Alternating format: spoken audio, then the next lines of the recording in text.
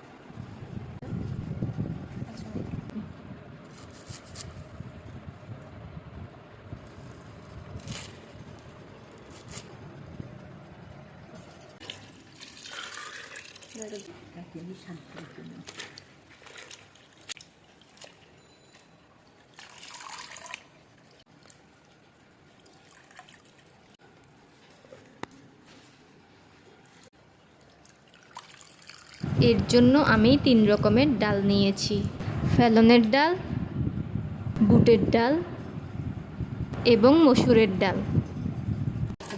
এবার আমি ডালগুলোকে আলাদা আলাদা করে ধুয়ে নিব। এবার আমি পেঁয়াজ কুচি, রসুন কুচি, কাঁচামরিচ, লবণ, হলুদ গুঁড়ো, লাল মরিচ গুঁড়ো, ধনে গুঁড়ো এবং জিরে গুঁড়ো নিয়েছি। এখন আমি পাত্রে সবার আগে ফেলনের ডাল এবং তার সাথে একে একে সবগুলো মশলা দিয়ে দিব। সাথে পেঁয়াজ কুচি, রসুন কুচি, কাঁচামরিচ এবং পরিমাণ মতো পানি দিয়ে ডালটা ভালো করে সেদ্ধ হতে দিব।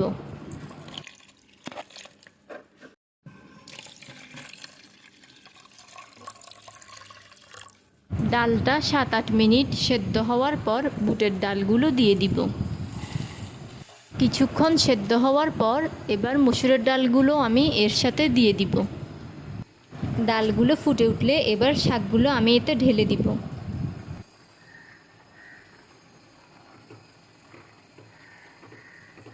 বেশ খানিকক্ষণ নেড়েচেড়ে সেদ্ধ হয়ে গেলে নামিয়ে নিব।